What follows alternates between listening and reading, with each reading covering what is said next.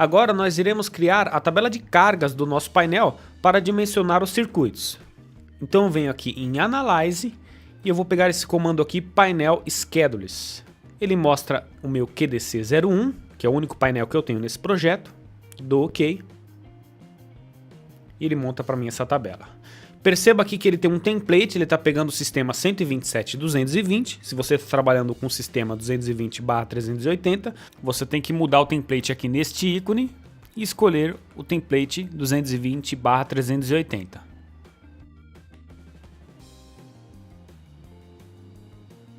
Aqui então nós temos o número dos circuitos, tá? Aqui eu tenho a descrição dos circuitos, a tensão, o esquema, né?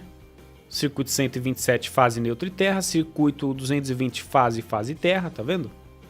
Aqui a potência total, que é a potência aparente instalada em VA, né? Volt Ampere, fator de potência do circuito. Aí eu tenho aqui a potência total ativa em watts e aqui eu tenho a corrente nominal do circuito calculado pelo Revit, tá? Bom, agora aqui entra o fator de correção por agrupamento que a gente vai preencher manualmente, tá? Se eu vir aqui na aba Orientações para Projetos Elétricos, vir aqui Dados e Catálogos, eu tenho aqui FCA, Fator de Correção por Agrupamento, tá? Então, esse fator vai depender de quantos circuitos estão passando no eletroduto, tá? Então, se tiver 3 circuitos, vai ser 0,7, se tiver 2 circuitos, 0,8, se tiver um circuito, vai ser 1, tá? No nosso caso aqui, utilizando eletrodutos. Bom, então vamos lá na tabela. Bom, por enquanto eu vou considerar um agrupamento máximo de 3 circuitos por eletroduto. Depois que a gente fizer lá o lançamento da fiação, a gente pode alterar esses valores se quiser, tá? Então aqui eu vou colocar ponto 7, aí eu clico na célula de baixo, dou ponto 7. Clico na célula de baixo, dou ponto 7. É melhor clicar na célula de baixo do que dar Enter, tá? Funciona melhor. Aqui é o circuito do chuveiro. No caso do chuveiro, eu vou considerar um eletroduto só para esse circuito. Quando você tem uma carga muito alta, é recomendado você colocar um eletroduto específico para aquele circuito, tá? Se possível. Então eu vou considerar aqui um, tá? Ou seja, o circuito do chuveiro vai estar sozinho no mesmo eletroduto, né? Aqui, tugs do banheiro, eu vou considerar 0,7. Nas tugs da copa, eu vou considerar 2 circuitos por eletroduto, então vai ser 0,8. Tugs do dormitório 2, vou considerar 3, 0,7. Tugs da cozinha, 0,8. E tugs da área de serviço, 0,8. Aqui no fator de correção por temperatura, eu também tenho aqui, que é o FCT. Esse fator depende da temperatura ambiente considerada e também da temperatura do solo. Então, eu tenho os valores 10, 15, 20, 25, 35, 40 e tem os fatores, né? Se a isolação em PVC ou EPR x LPE. Perceba que não tem o valor de 30 graus. Se for 30 graus, a gente considera 1, tá? Se for 35, 0,94 e assim por diante. Então eu vou considerar uma temperatura ambiente de 30 graus, tá? Vou voltar lá. Então todos o FCT vai ser 1. Digito 1, aí ele já calcula para mim a corrente de projeto corrigida, tá vendo? Que é maior que a corrente nominal, considerando os fatores de agrupamento e de temperatura. Então vou clicando aqui, ele vai calculando para mim a corrente corrigida. E com essa corrente corrigida a gente vai calcular o disjuntor agora. Tá? Então nós vamos continuar aqui. Então aqui eu tenho a corrente de projeto, tá vendo? Então aqui eu tenho 5,17, já está com 10 amperes, que a gente já tinha alterado lá. O Revit sempre por default coloca um disjuntor de 20 amperes em todos os circuitos, tá? Você tem que agora escolher o disjuntor. Então aqui no caso, para circuito de iluminação, eu vou considerar 10 amperes, porque o valor do disjuntor tem que ser maior do que a corrente de projeto e menor do que a capacidade de condução de corrente do condutor, tá? E perceba que ele está aqui mostrando o tipo de instalação, tá? O tipo de condutor, unipolar, método de instalação B1, 2 condutores carregados, conforme a tabela da NBR 5410, tá? Então aqui eu vou considerar 20 amperes, apesar de estar 9, eu vou considerar 20 amperes, circuito de TUG, tá? Aqui no chuveiro, perceba que a corrente corrigida deu 22,73, que é igual à corrente nominal do circuito, que eu considerei fator de correção de agrupamento 1 e temperatura 1. Então eu vou colocar aqui, eu posso colocar aqui, por exemplo, um disjuntor de 25 amperes.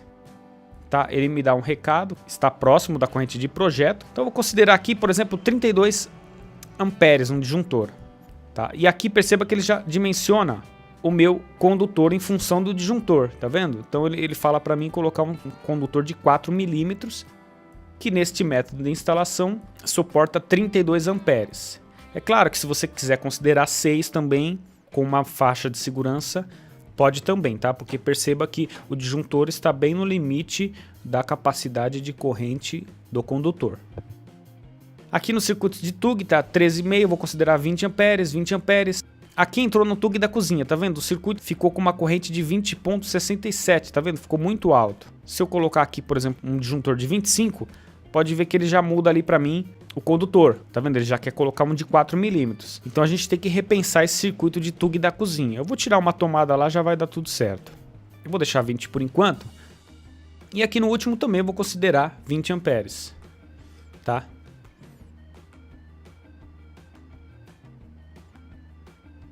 Aqui é o condutor já pré-dimensionado pelo Revit, e aqui eu vou colocar a seção do condutor adotado. Mas a gente coloca aqui, por exemplo, de iluminação vou considerar 1,5. Aqui eu vou considerar 2,5. Aqui eu vou considerar 4 milímetros para esse chuveiro. Pode ser 6 também, tá? Se quiser, com uma faixa de segurança. Eu vou considerar 4 aqui. E aqui 2,5 para todas as TUGs.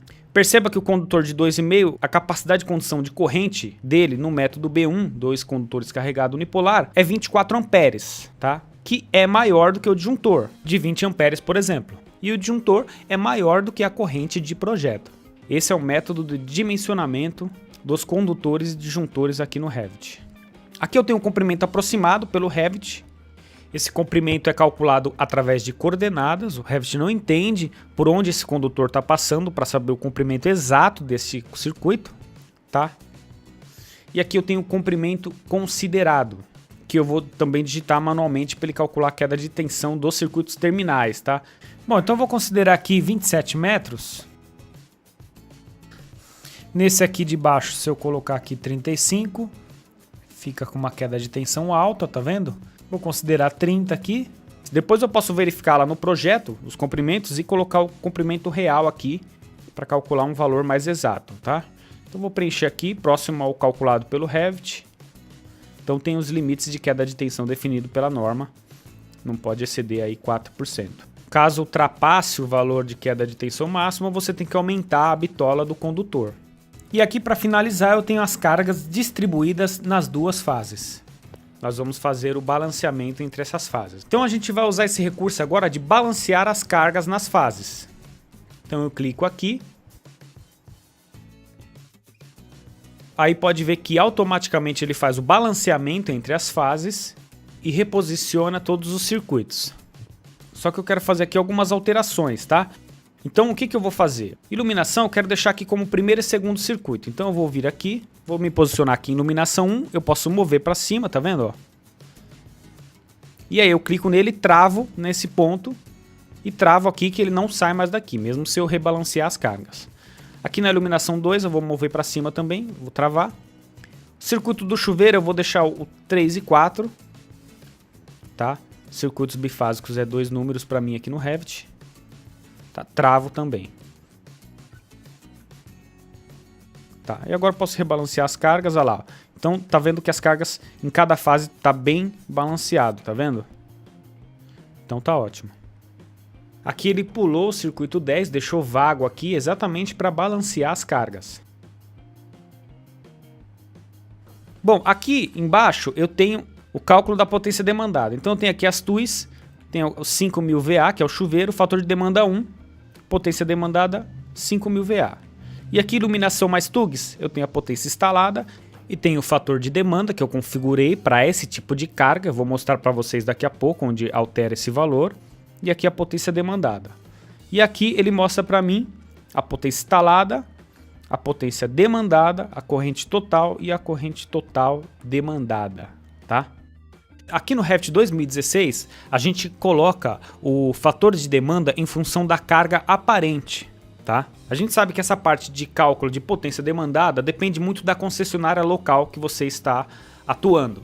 Então você deve verificar junto à concessionária como é feito esse cálculo. Em alguns casos você dimensiona pela potência instalada. Os fatores de demanda podem variar de concessionária para concessionária. Então eu fiz uma outra opção onde você pode, através de schedules e quantidades, que eu vou mostrar daqui a pouco, colocar o fator de demanda manualmente também, tá? Em função da potência ativa em watts, tá ok? Bom, primeiro eu vou mostrar para vocês aonde você acrescenta tipo de cargas aqui dentro do Revit. Você vai vir aqui em System, vou vir aqui em Electrical, aqui nessa setinha, e aqui é a aba onde a gente vai fazer todas as nossas configurações elétricas. Eu vou vir aqui em Load Classifications, clico aqui em Load Classifications, tem esses tipos de cargas que eu já criei, você pode criar vários aqui através desse comando, criar novo, tá vendo? Você pode dar um nome se quiser. E aqui nesse novo que você criar, você pode atribuir os fatores de demanda clicando aqui. E aqui tem os fatores de demanda. Perceba aqui que o tipo de demanda para ar-condicionado está por quantidade, tá? Quantidade de pontos conectados, de 0 a 10, fator de demanda 1, de 10 a 20, 0,86, você pode editar isso aí se quiser, tá? Aqui o que a gente está utilizando, a iluminação mais TUGS, está por carga, tá? O que você criar, você pode criar por quantidade, por carga ou constante também, tá? Perceba que o meu está por carga, de 0 a 1000 VA, 0,88, você pode alterar aqui se quiser em função da concessionária local. Então você pode criar um novo aqui também, ó, tá? Então vou voltar aqui. Então vamos voltar aqui no QDC. Bom, então aqui na TUG da cozinha está com uma corrente muito alta, tá vendo? Passou de 20 amperes. Então vamos vir aqui na planta.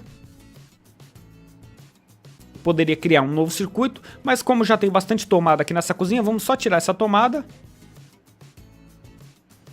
Eu dou um tab nesse circuito, seleciono ele e já pode ver aqui que está com 2000 VA da carga aparente, tá? Vou voltar aqui no meu QDC, pode ver que aqui já se alterou, ó, tá vendo? É o mesmo parâmetro, tudo já foi corrigido, ó. Tá vendo? E aqui eu já vou aproveitar também e mostrar algumas tabelas que eu já configurei aqui.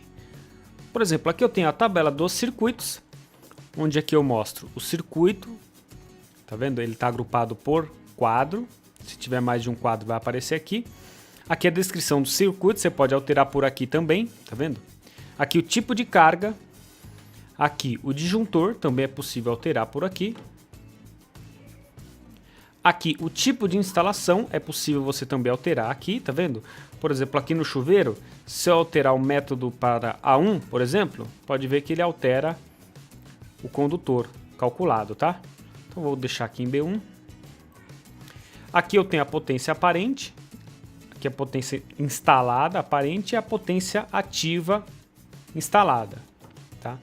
Tem uma outra tabela aqui de resumo dos circuitos, também que eu tenho o circuito, a descrição, o disjuntor, potência aparente, a seção do condutor considerado, que a gente preencheu lá no QDC, que é esse mesmo parâmetro aqui, ó, no QDC, tá? E aqui na fase A, a potência ativa instalada na fase A, a potência ativa instalada na fase B, e na fase C não tem nada, porque é um circuito bifásico, né? E aqui eu tenho o cálculo da potência demandada, tá? O que é isso daqui, ó? Está agrupado por QDC, por quadro, tá vendo? Eu mandei agrupar aqui por painel, você pode alterar isso se quiser.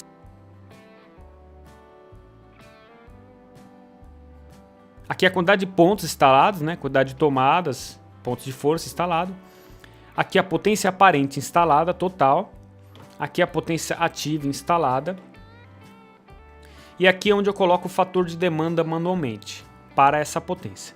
Como os fatores de demanda podem variar muito em função da concessionária, o método de cálculo de potência demandada também pode variar, então fica inviável a gente configurar todas as concessionárias aqui. Então você tem essa opção de calcular manualmente ou no seu próprio template configurar em função da concessionária local.